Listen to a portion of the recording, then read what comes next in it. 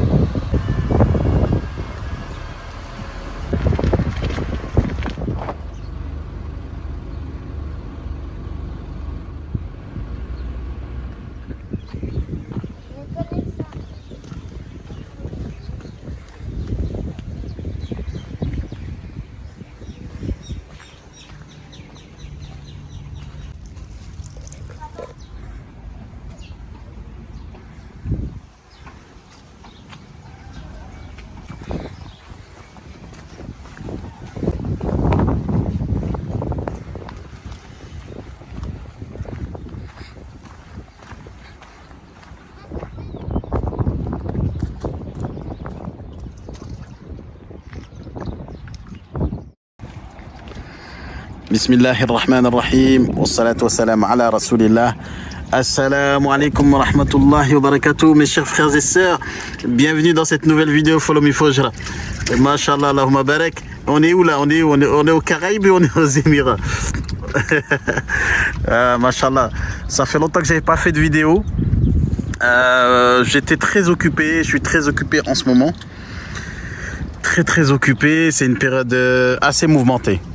Mais voilà, tout ça c'est pour vous préparer, Inch'Allah, de bonnes surprises, bi'idhnillah. Il y a vraiment des choses qui sont en train de se mettre en place petit à petit.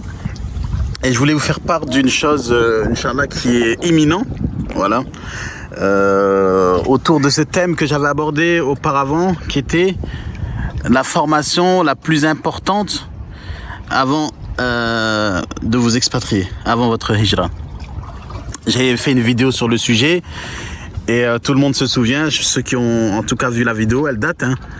Et là, je la remets un peu au goût du jour et en même temps, je vous annonce une belle surprise qui va, machallah, beaucoup de gens vont être contents pour ça. C'est une vraie ni'ma en fait. Allahumma barak, machallah. Bon, déjà, tout d'abord, à chaque fois, je vous dis où est-ce qu'on est. Hein. Regardez là, on est où? On est à Al-Khan toujours. Hein. C'est juste à 2 minutes de chez nous, quoi. Là, il y a pas mal de Mohajirins qui habitent là. Là, on a Marem Island en face, là. D'accord. Donc, je vous situe un peu le contexte. Ça veut dire que on n'a pas voyagé. On est juste au quartier, quoi, en bas de chez nous. Voilà. Et donc, je vous fais une vidéo. En même temps, je vous fais profiter de ce temps parce qu'on est encore dans le temps où il fait pas trop chaud aux Émirats. C'est vraiment la période idéale. Je pense que c'est pour ça que les billets ont augmenté. Les billets sont assez chers en ce moment, apparemment. Mais bon, on peut toujours trouver des offres. Inch'Allah. Donc voilà, nous sommes aux Émirats. Il fait à peu près 30 degrés, peut-être, à peu près, je pense. Vraiment, il fait pas chaud. Il y a un vent frais, vous entendez. Là, on est...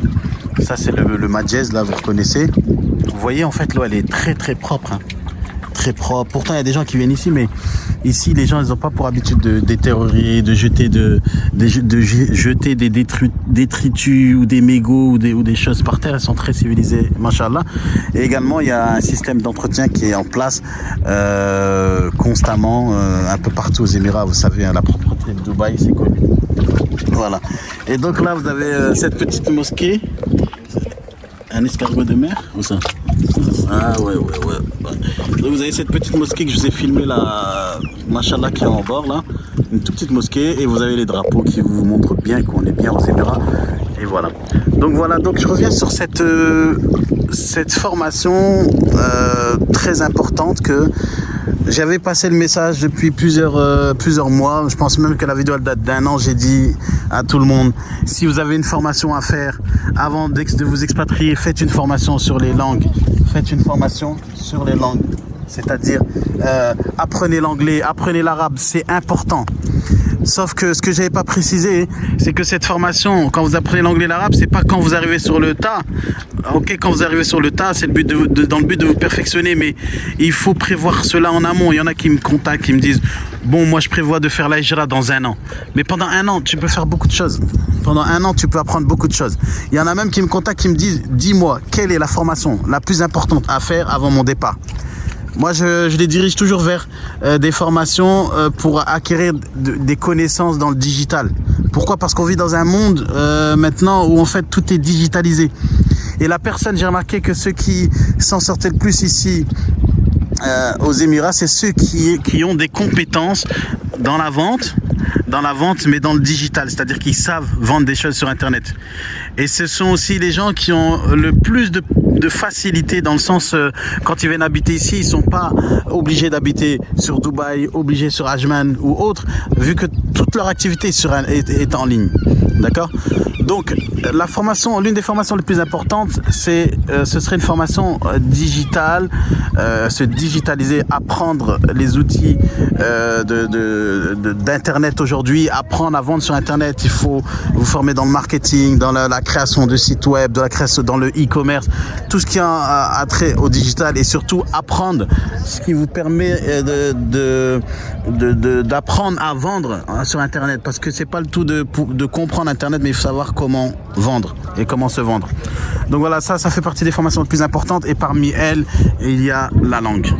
Et la langue, elle s'apprend, ça s'apprend pas du jour au lendemain, pardon. Ça se prépare. Donc, comme vous préparez votre hijra, comme vous préparez vos économies, préparez vos connaissances qui vont vous permettre ici de réussir. Pourquoi? Parce que, ce que je l'ai déjà dit, vous avez beau avoir un master, être un docteur dans quoi que ce soit, si vous n'avez pas l'anglais, vous n'avez pas l'arabe, eh bien en fait vos connaissances elles serviront à rien ici. Pourquoi? Parce que on pourra pas vous employer. On peut pas vous employer si vous connaissez pas l'anglais, si vous parlez pas l'arabe, on peut pas vous employer. Donc vous retrouvez à avoir fait des années d'études, et au moment où vous voulez vous expatrier, vous voulez faire la hijra, eh bien vous êtes coincé, vous avez ce blocage de la langue qui est une barrière, et en fait c'est comme si vous recommencez tout ici. Alhamdulillah, j'ai vu pas mal de frères aussi qui sont venus. Même moi-même, si vous regardez dans mes premières vidéos, vous allez voir que en termes de langage, au niveau de l'anglais, aujourd'hui j'ai beaucoup plus de facilité.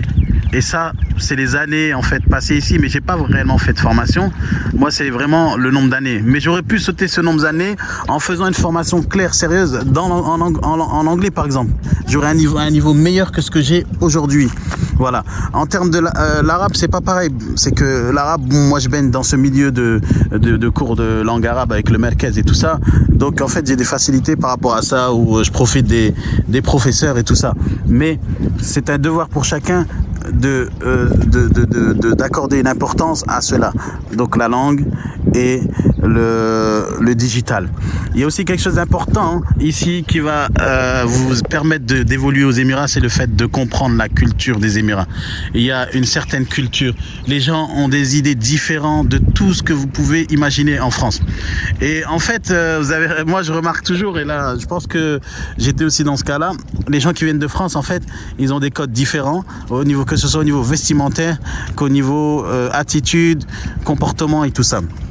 Pas pour dire que c'est mauvais, mais en fait, on vient avec des codes qui sont pas les mêmes codes qu'ici. Par exemple, des trucs. Par exemple, je vous donne un exemple. Je sais pas moi.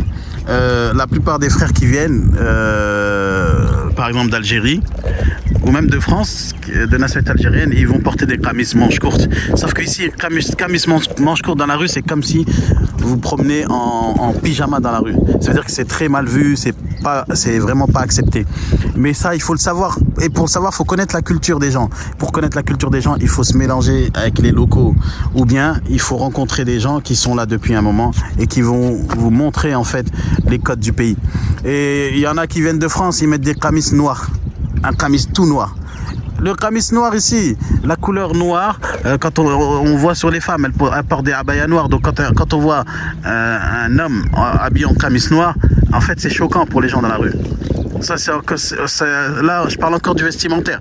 Il y en a qui viennent et qui mettent des serouels dans la rue. Ok, Serouel DC Jean et tout, c'est bien, c'est pas mal, machallah, c'est des bonnes tenues qui ont été faites en France, pour, pas pour détourner, mais pour trouver une alternative à la tenue musulmane en dehors du kamis, parce que le kamis, il n'est pas bien vu là-bas, on va dire en France. Et donc, il y a, machallah, des types vestimentaires qui sont nés là-bas. Ah, pourquoi? Parce qu'il y avait un besoin. Il y avait un besoin, mais ce besoin, il n'est pas ici. Ici, vous pouvez porter le kamis ou autre chose, ou le, je sais pas, le izar ou autre chose. Mais quand vous portez un sarouel, vous êtes comme un Indien dans la ville. Vous êtes un extraterrestre. Les gens, ils vous regardent et disent, mais c'est quoi ça? Pourquoi ils portent ça dans la rue? C'est bizarre. Donc, il y a tous ces codes-là. Il y a plein de choses. Au niveau du langage, quand on est dans la rue, qu'on parle entre collègues, on parle pas fort. Nous, dans notre culture africaine, on a tendance à parler fort. Ici, les Arabes, ils parlent, ils ont une certaine discrétion quand ils communiquent ensemble. Voilà, toutes ces choses-là, elles s'apprennent sur le tas, sur le terrain. Mais il y a des choses que vous pouvez envisager et prévoir à l'avance. C'est justement le fait de se former au niveau linguistique, le fait de se former au niveau digital. Ce sont ces connaissances en fait qui vont vous être profitables, utiles ici. Donc voilà. En tout cas, je ne sais pas si vous avez le souvenir, j'avais lancé il y a aussi, je pense, 2 ans de cela. Subhanallah, le temps il passe d'une vitesse incroyable. J'avais lancé une formation que j'avais appelée Expat Entrepreneur UAE. Donc c'était une formation qui avait pour vocation de faciliter en fait les gens qui voulaient créer une société sans avoir à passer par des sociétés qui demandent des fortunes. En fait, ils achetaient cette formation qui coûtait dans les 500 € et en fait, ils avaient accès à une vingtaine de vidéos qui expliquaient de A à Z comment il fallait ouvrir sa société ici aux Émirats. C'était axé sur l'ouverture des entreprises en free zone. Alhamdoulilah, j'ai ouvert cette formation-là. Il y a une dizaine j'avais accepté 10 personnes. Et parmi eux, machallah, il y en a un bon 5-6 qui ont fait la formation, qui sont venus et qui sont vraiment installés. Donc il y a quelque chose de positif dans cette formation-là qui a été aussi, on va dire, une cause pour faciliter l'installation de quelques familles, 5-6 familles. Maintenant, aujourd'hui, en fait, je souhaite remettre cette formation au goût du jour, mais elle ne sera plus digitale et elle sera physique, présentielle. Donc c'est un peu inspiré de la formation séjour linguistique du Merkez, sauf que là, ça n'a rien à voir.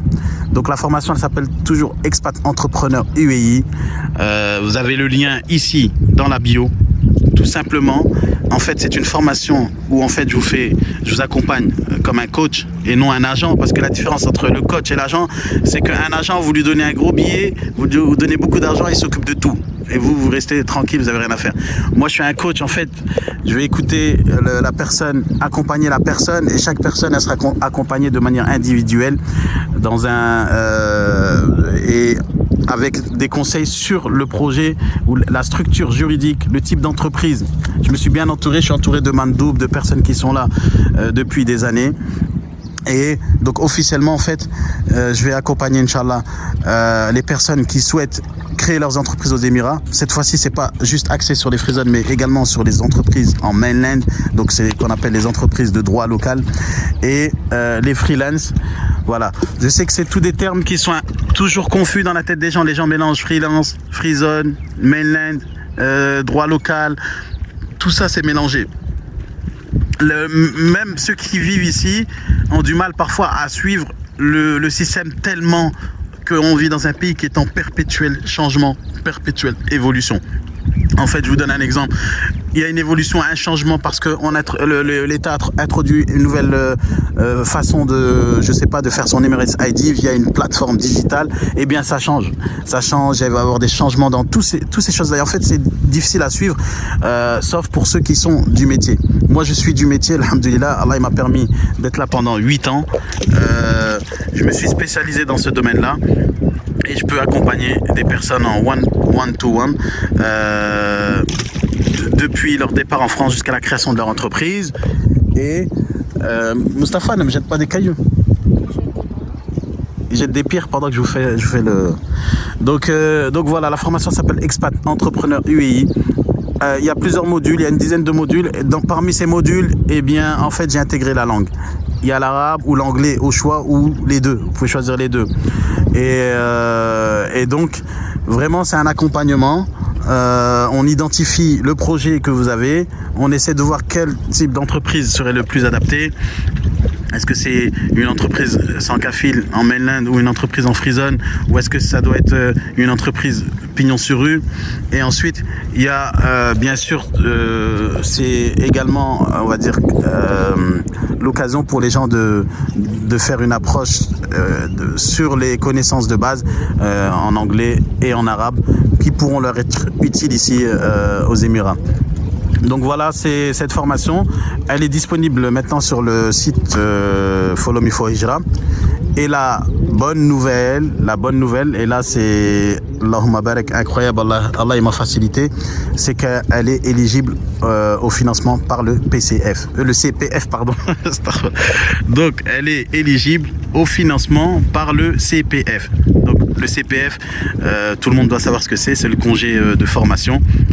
Donc vous avez cumulé pendant toute votre vie ou pendant plusieurs années de travail dur en France. Vous avez économisé des points qui sont transformés en argent, et cet argent vous pouvez l'exploiter pour faire des formations.